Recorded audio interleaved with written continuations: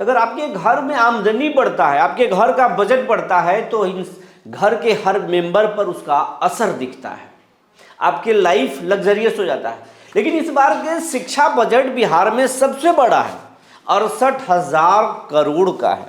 अब सवाल उठ रहा है कि मास्टर साहब को वेतन बढ़ रहा है क्या, और जो सुविधाएं नहीं मिल रही थी वो सुविधाएं मिलेगा क्या। आज सदन में जमकर इस मामले में मंत्री सुनील कुमार और विधायक संदीप सौरभ में हंगामा हुआ, और विधायक ने कह दिया कि शिक्षा का बजट जो है वो हाथी का दांत है साहब, कोई फर्क नहीं पड़ रहा, न बच्चों पर न शिक्षकों पर। और बहुत कुछ सदन में कहा गया, शनिवार की छुट्टी को लेकर भी कहा गया। तो क्या बात है, मंत्री जी क्या बोले, क्या शनिवार की छुट्टी शिक्षकों को मिलेगी? अब शिक्षक को शनिवार स्कूल नहीं जाना पड़ेगा, और क्या शिक्षकों को अब वेतन भी बढ़ने वाला है? आज मंत्री जी ने क्या जवाब दिया, इन तमाम चीज़ों पर बात करेंगे। जी नमस्कार, मैं हूं विपुल कुमार और आप देख रहे हैं सूर्य बिहार डिजिटल न्यूज़।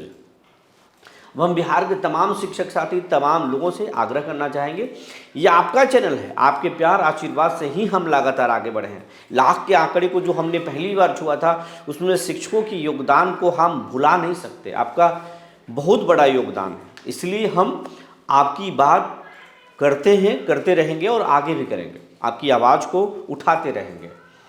अगर अभी तक आप हमारे चैनल को यूट्यूब पर सब्सक्राइब नहीं किए हैं तो कर लीजिए, बेल आइकन को दबा लीजिए। अगर आप हमें फेसबुक पर देखते हैं तो पेज को फॉलो करना ना भूलें। हम इंस्टा पर भी हैं, आप हमें वहाँ भी फॉलो कर सकते हैं। अब आपको खबर हम विस्तार से बताने जा रहे हैं। बिहार सरकार इस बार जो है अपने बजट का सबसे बड़ा जो बजट है वो बजट शिक्षा विभाग को दिया है। 68,000 करोड़ रुपया शिक्षा विभाग का बजट है, पिछली बार से ज़्यादा है, काफ़ी ज़्यादा है। तो अब सवाल ये उठ रहा है कि इस बजट का आखिर होगा क्या। शिक्षकों को जो वेतन अलग अलग, जो 7वें वेतनमान की बात कहा जाता है कि उसके तहत 7वें वेतनमान के तहत हम वेतन दे रहे हैं, लेकिन शिक्षक संतुष्ट नहीं है, कह रहे कि वेतनमान में बहुत भेद है, किसी को कम किसी को ज़्यादा, और जो आप 7वें वेतनमान की बात कर रहे हैं वो भी नहीं मिल रहा है। ये झूठी बात है, फरेब की बात है। सरकार ओपन डिबेट कर ले, सरकार ही तो बात करे ना। लेटर में पूछ देते हैं, बात कुछ करते हैं तो नहीं मिल रहा, और 8वें वेतनमान पर तो मंत्री जी सिर्फ यही बोलते हैं हम बात करेंगे, जल्दी होगा। तो ये बात तो ट्रांसफर और पोस्टिंग पर भी करते थे। तो शिक्षक इससे खुश नहीं है, और आज ये इसी बार शनिवार की छुट्टी को लेकर भी शिक्षक लगातार संघर्षरत है। और आज इन्हीं शिक्षकों की आवाज़ को जो माले के विधायक है संदीप सौरभ, वो जोरदार तरीके से सदन में उठाए हैं, और वो बोले शिक्षा विभाग के जो बजट है वो हाथी के दांत है। ना उस बजट का स्कूल पर कोई फर्क पड़ रहा है, बच्चों पर कोई फर्क पड़ रहा है, न शिक्षकों की जिंदगी बदली है। संदीप सौरभ क्या कुछ बोले हैं, किस अंदाज में बोले हैं सदन में, जरा पहले इस वीडियो को देख लीजिए। शिक्षा बजट है, बैठ जाओ, वो माननीय सदस्य बैठ जाए, अपना भाषण शुरू कीजिए। महोदय, सरकार का शिक्षा बजट जो है वो हाथी का दांत है, जो खाने को है और दिखाने को कुछ और है। 20% बजट का सरकार कह रही कि हम शिक्षा पे खर्च कर रहे हैं, लेकिन जब प्रति व्यक्ति खर्च की स्थिति आती है तो देश में सबसे निचले पायदान पर बिहार है। एक व्यक्ति के ऊपर सरकार 3500 रुपए खर्च करती है, राष्ट्रीय आंकड़ा 5000 का।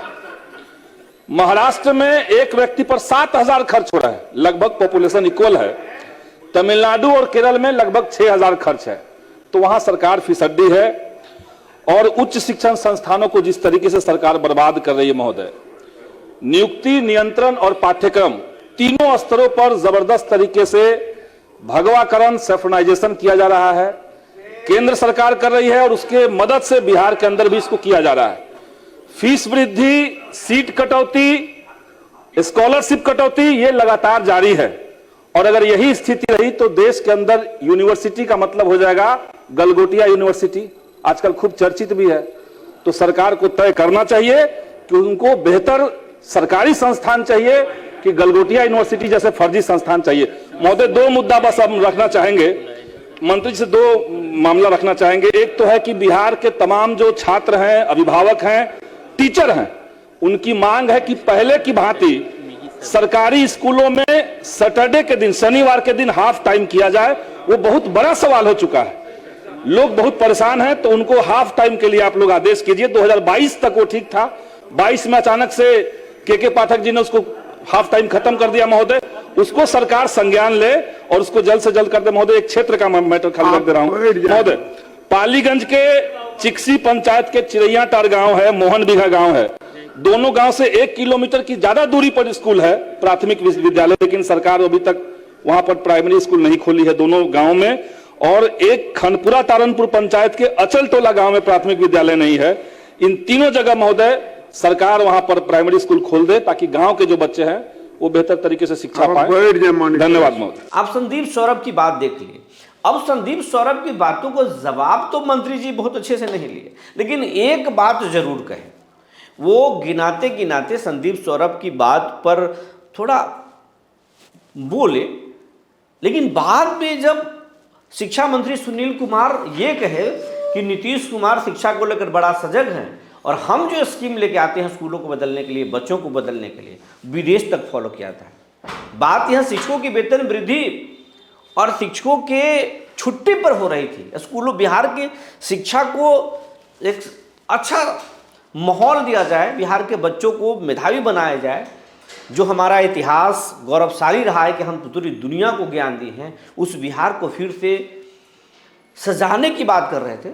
तो सुनील कुमार बोले कि बिहार के जो साइकिल योजना है उसको विदेश में फॉलो किया गया, अब वहाँ भी यूएस में भी ये लागू किया गया एक बड़े रिसर्च के बाद। तो नीतीश कुमार और बिहार सरकार जो करती है वो सिर्फ देश में नहीं दुनिया में भी इसका डंका बजता है।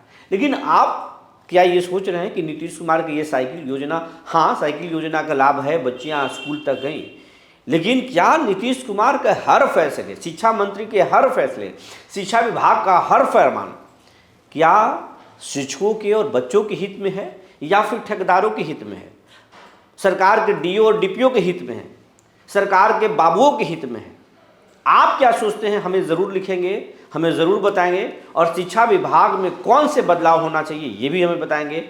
अगर शिक्षक हैं और आप किस परेशानी से सबसे ज़्यादा जूझ रहे हैं हमें लिखेंगे ज़रूर। हमें आपका कमेंट का इंतज़ार रहेगा, उसके बाद फिर हम आपकी आवाज़ पुरजोर तरीके से उठाएंगे। जो खबरें निकल कर आई थी हमने आपको बता दिया। तब तक के लिए धन्यवाद।